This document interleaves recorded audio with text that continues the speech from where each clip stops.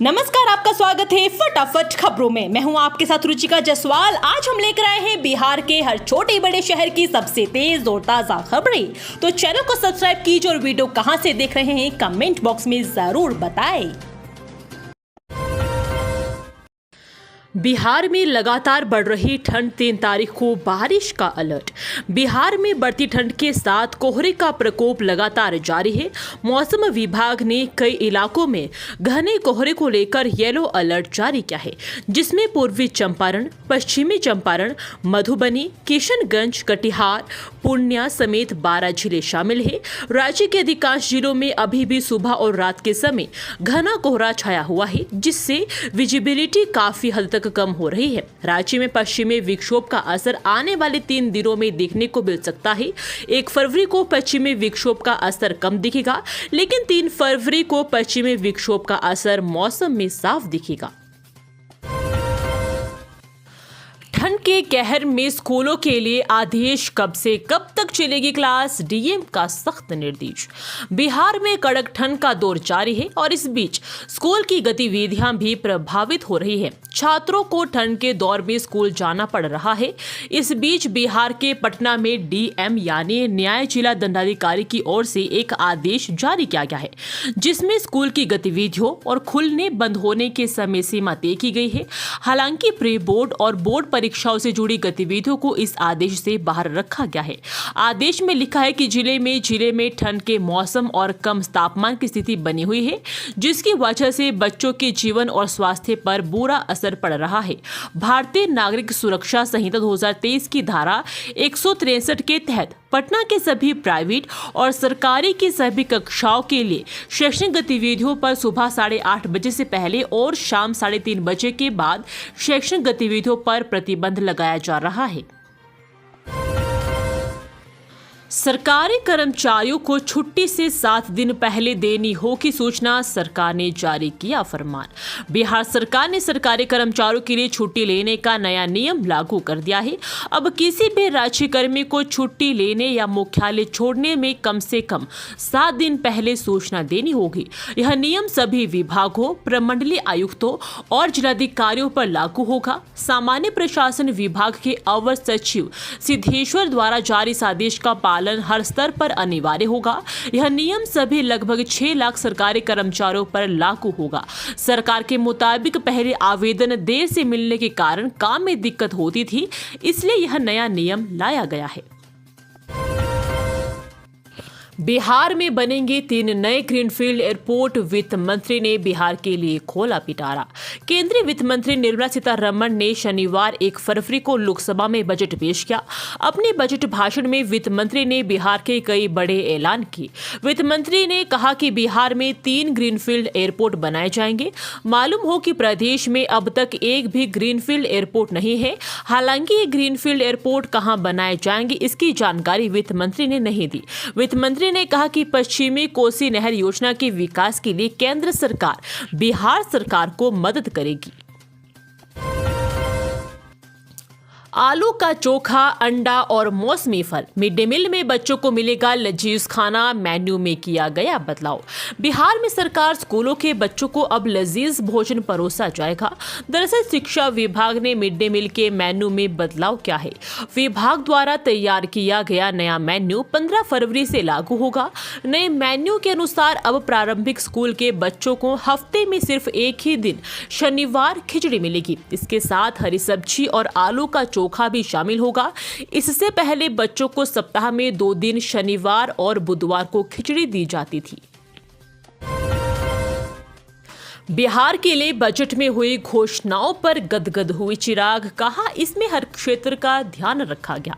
Bharatiya Janata party के सहयोगी एवं केंद्रीय मंत्री चिराग पासवान ने शनिवार को केंद्रीय बजट को संपूर्ण बजट बताते हुए इसकी सराहना की और कहा कि इसमें हर क्षेत्र का ध्यान रखा गया है। इसके साथ ही उन्होंने कहा कि विपक्ष से एक साथ चुनाव कराने के प्रस्ताव संबंधी विधेयकों का समर्थन करने को कहा, ताकि केंद्रीय बजट को लेकर होने वाली इस बहस को समाप्त किया जा सके कि इसमें भविष्य में चुनाव वाले राज्यों को फायदा पहुंचाया गया है। एसीएस सिद्धार्थ का सभी हेडमास्टरों को नया फरमान, मार्च तक हर हाल में पूरा करे यह टास्क। शिक्षा विभाग की तरफ से आए दिन कोई ना कोई नया फरमान जारी किया जाता है। शिक्षा विभाग के एसीएस सिद्धार्थ सरकारी स्कूलों की व्यवस्था को लेकर हमेशा अलर्ट मोड पर रहते हैं। इसी कड़ी में एस सिद्धार्थ ने नया फरमान भी जारी किया है। यह आदेश नए सत्र में हर हाल में लागू करना होगा। दरअसल बिहार के सरकारी स्कूलों में नए शैक्षणिक स्तर की शुरुआत से ही छात्रों को किताबें वितरित की जाएगी ताकि वे वार्षिक परीक्षा से पहले कम से कम 2 से 3 बार पूछे सिलेबस का अच्छे से रिवीजन कर सके। इस बार पढ़ाई के तौर तरीकों में भी बदलाव किया गया है। बच्चों को रटवाने की बजाय समझाकर पढ़ाने पर जोर दिया जाएगा, जिससे वे परीक्षा में पूछे गए किसी भी तरह के घुमावदार प्रश्नों के सही जवाब दे सके। बिहार में 51 दिनों में लगेगी 15 नई फैक्ट्रियां, युवाओं को मिलेगा रोजगार, उद्योग विभाग ने बनाया प्लान। बिहार में औद्योगिक विकास और निवेश को बढ़ावा देने के लिए उद्योग विभाग ने बड़ा कदम उठाया है। अगले 51 दिनों में 15 नई औद्योगिक इकाइयां स्थापित करने का लक्ष्य रखा गया है। इसके लिए विभाग ने विशेष प्लान तैयार किया है, जिसके तहत निवेशकों को तेजी से मंजूरी और जरूरी सुविधाएं दी जाएगी। दरअसल दिसंबर में आयोजित बिहार बिजनेस 2024 में राज्य को 1,81,000 करोड़ रुपए के निवेश प्रस्ताव मिले हैं। इन प्रस्तावों को जल्द से जल्द धरातल पर उतारने के लिए उद्योग विभाग ने अपनी रणनीति तैयार कर ली है। उद्योग विभाग निवेशकों को तेजी से मंजूरी प्रक्रिया और वन स्टॉप निवेश सहायता उपलब्ध करा रहा है। इस निवेश से राज्य के हजारों युवाओं को रोजगार मिलेगा। पश्चिमी कोसी नहर परियोजना के विस्तारीकरण से लाखों किसान लाभान्वित होंगे, विजय कुमार चौधरी। केंद्रीय वित्त मंत्री निर्मला सीतारमण ने पेश हुए केंद्रीय बजट में मिथिला की पश्चिमी कोसी नहर के विस्तारीकरण, पुनर्स्थापन एवं आधुनिकीकरण के जल संसाधन विभाग बिहार सरकार की परियोजना के लिए वित्तीय सहायता उपलब्ध कराने की घोषणा की। जल संसाधन मंत्री विजय कुमार चौधरी और विभाग के प्रधान सचिव संतोष कुमार मल ने इस घोषणा का स्वागत करते हुए कहा कि इस महत्वाकांक्षी सिंचाई परियोजना से मधुबनी जिले के 20 और दरभंगा जिले के 16 प्रखंडों के किसान लाभान्वित होंगे। समस्तीपुर में हेडमास्टर और शिक्षिका को एक साथ किया गया सस्पेंड, शिक्षा विभाग के साथ कर रहे थे चालाकी। बिहार के समस्तीपुर जिले में शिक्षा विभाग ने बड़ा एक्शन लिया है। दरअसल जिला कार्यक्रम पदाधिकारी कुमार सत्यम ने ई शिक्षा कोश ऐप पर उपस्थिति में एचएम और अध्यापिका को निलंबित कर दिया है। वहीं छात्रा से छेड़छाड़ मामले में एक अन्य अध्यापक को भी निलंबित किया गया।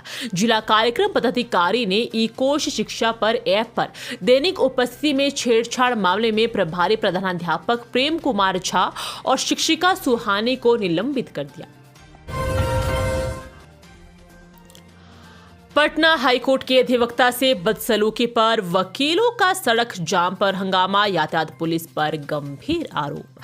समस्तीपुर शहर के ओवरब्रिज के पास यातायात पुलिस की बदसलूकी से नाराज अधिवक्ताओं ने सड़क पर उतरकर जोरदार प्रदर्शन किया। घटना पटना हाईकोर्ट के अधिवक्ता महेंद्र प्रताप के साथ हुई, जब यातायात पुलिस ने उनके साथ अभद्र व्यवहार किया। इसके विरोध में समस्तीपुर व्यवहार न्यायालय के अधिवक्ता सड़क पर उतर आए, फिर यातायात पुलिस के खिलाफ नारेबाजी करते हुए समस्तीपुर पटना मार्ग को जाम कर दिया।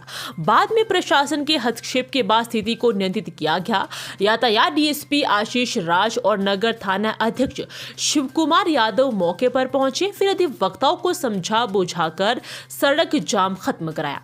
हालांकि अधिवक्ता ऑन ड्यूटी यातायात पदाधिकारी संतोष कुमार पर कार्रवाई की मांग पर अड़े रहे। ये थी आज की फटाफट खबरें। हम मिलेंगे अगले बुलेटिन में, तब तक के लिए धन्यवाद। जय हिंद।